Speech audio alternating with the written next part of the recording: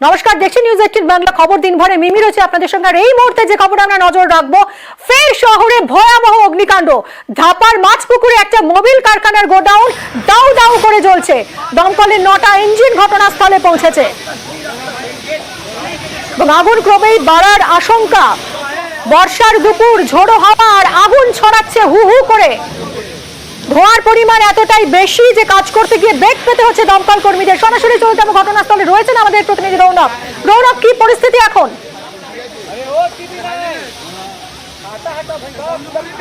দেখো, এখনো পর্যন্ত কিন্তু আগুন নিয়ন্ত্রণে আনা সম্ভব হয়নি এবং যেহেতু হাওয়ার পরিমাণ এতটাই বেশি, দমকল চেষ্টা করছে আগুন নিয়ন্ত্রণে আনার, কিন্তু দেখানোর চেষ্টা করব যে একেবারে কিন্তু গোটা এলাকা কালো ধোঁয়ায় ঢেকে গেছে। যত সময় এগোচ্ছে আগুনের তীব্রতাও কিন্তু ধীরে ধীরে বাড়ছে। 9টি ইঞ্জিন ইতিমধ্যে দমকলের ঘটনাস্থলে এসেছে এবং আগুন নিয়ন্ত্রণে আনার চেষ্টা চালাচ্ছেন তারা, কিন্তু ভেতরে প্রবেশ করা সম্ভব হচ্ছে না। আগুনের যে উৎসস্থল সেখানে কিন্তু তারা প্রবেশ করতে পারছে না, কারণ একটা দৃশ্যমানতার অভাব দেখা যাচ্ছে।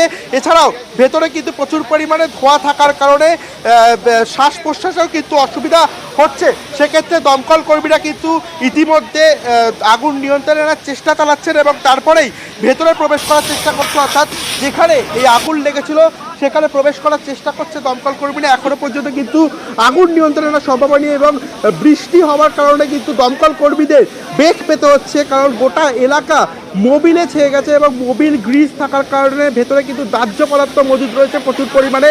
সেক্ষেত্রে কিন্তু ভেতরেও প্রবেশ করা সম্ভব হচ্ছে না দমকল কর্মীদের তরফ থেকে। ইতিমধ্যে 9টি ইঞ্জিন যুদ্ধকালীন তৎপরতায় আগুন নেভানোর কাজ চালাচ্ছে এবং এলাকার যারা বাসিন্দারা ছিলেন তাদেরকে কিন্তু ইতিমধ্যে নিরাপদ দূরত্বে সরিয়ে নিয়ে যাওয়া হয়েছে এবং দমকল কর্মীরা কিন্তু ইতিমধ্যে হোস পাইপের মাধ্যমে আগুন নিয়ন্ত্রণে আনার চেষ্টা করছেন, কিন্তু দীর্ঘ 1.5 ঘন্টার বেশি সময় হয়ে গেল এখনো আগুন নিয়ন্ত্রণে আনা কোনো মতেই সম্ভব হয়নি।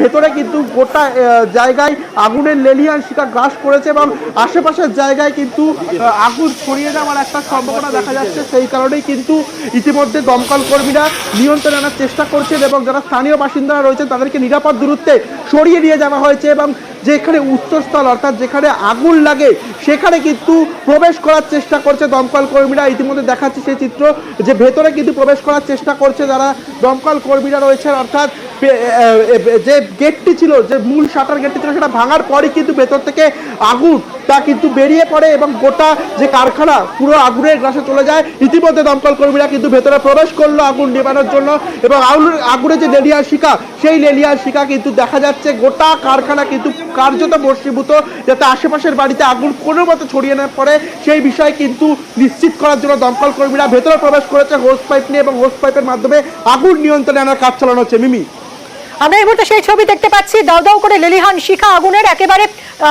যে উৎসস্থল সেখানে পৌঁছাতে পেরেছেন এই মুহূর্তে দমকল কর্মীরা এবং আগুন নেভানোর কাজ চলছে। 9টা ইঞ্জিন যুদ্ধকালীন তৎপরতায় কাজ চলছে। প্রত্যক্ষদর্শীরা কি বলছেন শুনুন। ডিজেল পেট্রোল আছে, দমকল তো 10-15 মিনিট পরে চলে এসছে। প্রায় 1.5 ঘন্টা হলো আগুন নেভানোর কাজ চালাচ্ছেন দমকল কর্মীরা। রৌনক আমাদের প্রতিনিধি একেবারে গ্রাউন্ড জিরো থেকে রয়েছেন। রৌনক, এই মুহূর্তে সব থেকে বেশি সমস্যায় পড়তে কোন পরিস্থিতিটা সব থেকে সমস্যায় ফেলছেন দমকল কর্মীদের? দেখো, এখানে দুটো পরিস্থিতি সব থেকে বেশি সমস্যা ফেলছে। এক হলো ভেতরে যেহেতু প্রচুর পরিমাণে দাহ্য পদার্থ মজুদ রয়েছে, সে কারণে যখন কুলিং প্রসেস চলছে ফায়ার অ্যারেস্ট করার পর, সেক্ষেত্রে কিন্তু পুরো গোটা এলাকা সাদা ধোঁয়ায় ছেয়ে গেছে। এখানে কিন্তু দৃশ্যমানতার একটা অভাব দেখা মিলছে এবং শ্বাস প্রশ্বাসে বেগ পেতে হচ্ছে অন্তত দমকল কর্মীদের। এই কারণেই কিন্তু তারা ভেতরে প্রবেশ করেও আগুন নেভাতে সক্ষম হচ্ছেন না। এছাড়াও আরেকটা বিষয়, যে হাওয়া থাকার কারণে, প্রচুর পরিমাণ হাওয়া থাকার কারণে আগুন কিন্তু চারিদিকে ছড়িয়ে পড়ছে, অর্থাৎ গোটা কারখানা কিন্তু কার্যত ভস্মীভূত। এছাড়াও আশেপাশে যে বাড়িগুলি রয়েছে সেখানে কিন্তু আগুন ছড়িয়ে পড়ার একটা সম্ভাবনা দেখা যাচ্ছে। এই কারণে কিন্তু দমকল কর্মীরা এখনো পর্যন্ত পুরোপুরিভাবে আগুন নিয়ন্ত্রণে আনতে পারছে না। এক, হাওয়ার জেরে কিন্তু একটা সমস্যা দেখা মিলছে এবং যে দৃশ্যমানতার অভাব তার কারণেই কিন্তু ভেতরে প্রবেশ করা সম্ভব হচ্ছে না। এছাড়াও যে সাদা ধোঁয়া, তার কারণে কিন্তু নিঃশ্বাস প্রশ্বাসে বেগ পেতে হচ্ছে ভেতরে এবং অক্সিজেন মাস্ক দিয়ে কিন্তু প্রবেশ করার একটা তারা চিন্তা ভাবনা করছেন। যেহেতু অত্যন্ত ঘিঞ্জি এলাকা, এখানে কিন্তু অত্যাধুনিক ল্যাডার সম্পন্ন যে ইঞ্জিন তা কিন্তু নিয়ে আসা সম্ভব হবে না। সেই কারণেই একেবারে হোস পাইপের মাধ্যমে বাইরে থেকেই আগুন নিয়ন্ত্রণে আনার চেষ্টা চালাচ্ছে। রৌনক, এখানে কি আগুন নেভানোর জন্য যথাযথ ব্যবস্থা ছিল? অগ্নি নির্বাপক ব্যবস্থা ছিল?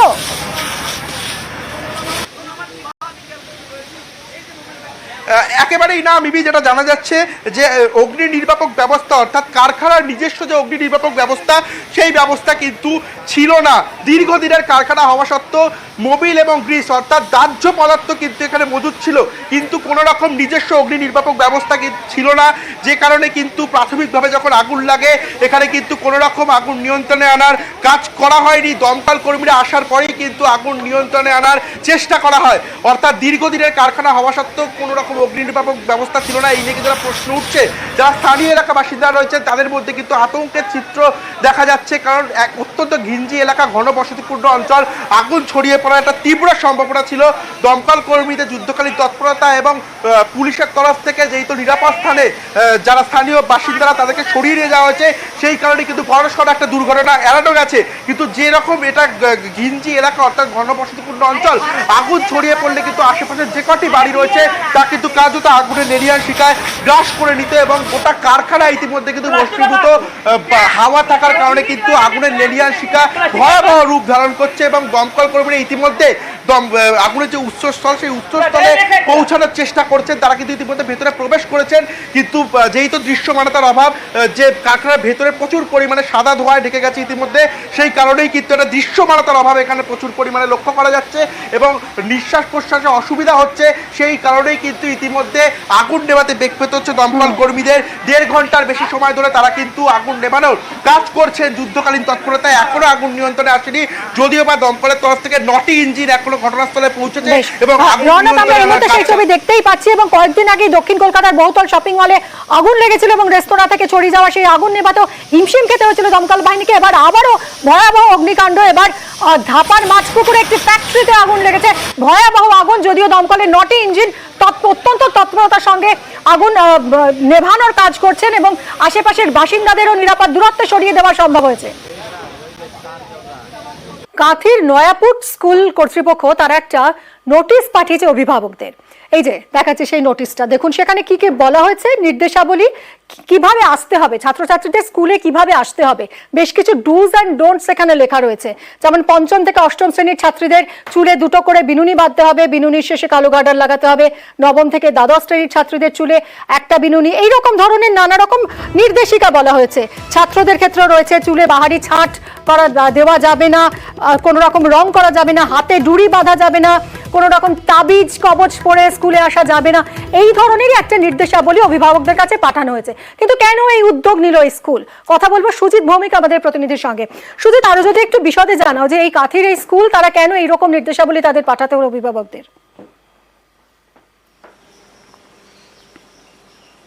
মিমি, দেখো, স্কুল কর্তৃপক্ষ যেটা লক্ষ্য রাখছেন যে বিজ্ঞান মনস্কতা বাড়ানো, একই সঙ্গে কুসংস্কার আচ্ছন্ন যাতে না হয়ে পড়েন পড়ুয়ারা, সেদিকে লক্ষ্য রেখে এমন উদ্যোগ।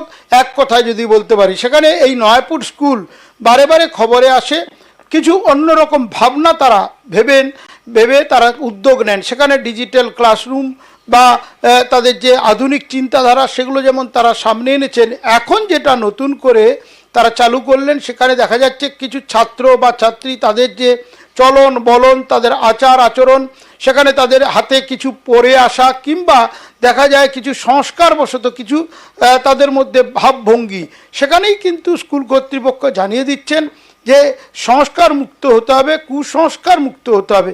সেখানে কিনা কুসংস্কার বশত কেউ হাতে আংটি পরলো কিংবা গলায় মালা পরলো, সেসব থেকে কিন্তু দূরে থাকার জন্য এই বিষয়গুলোকে কিন্তু নোটিশ আকারে তারা কিন্তু স্কুলে টাঙিয়েছে, একই সঙ্গে অভিভাবকদের দিয়ে দিয়েছে।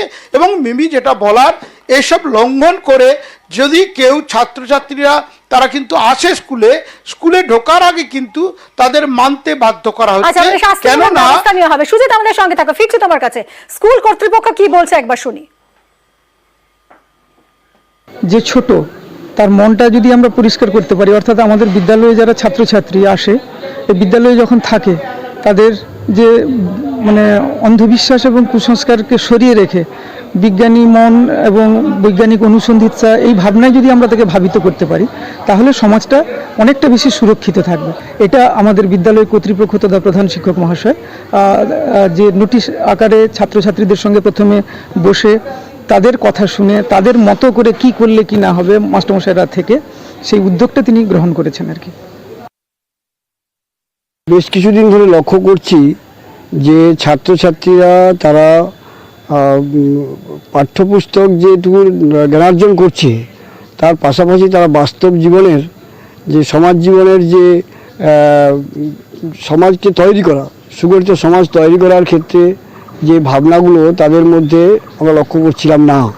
এইসব তাগা তাবিজ এইগুলোর কোনো ভূমিকা নেই, এগুলো নিতান্ত মনের একটা কুসংস্কার ভয়। তাই এটাকে কাটিয়ে তোলো, নিজে পায়ে দাঁড়াও, নিজের যুক্তি নির্ভর হও জীবনে, তাহলে ভাবি ভারতও ভালো তৈরি হবে।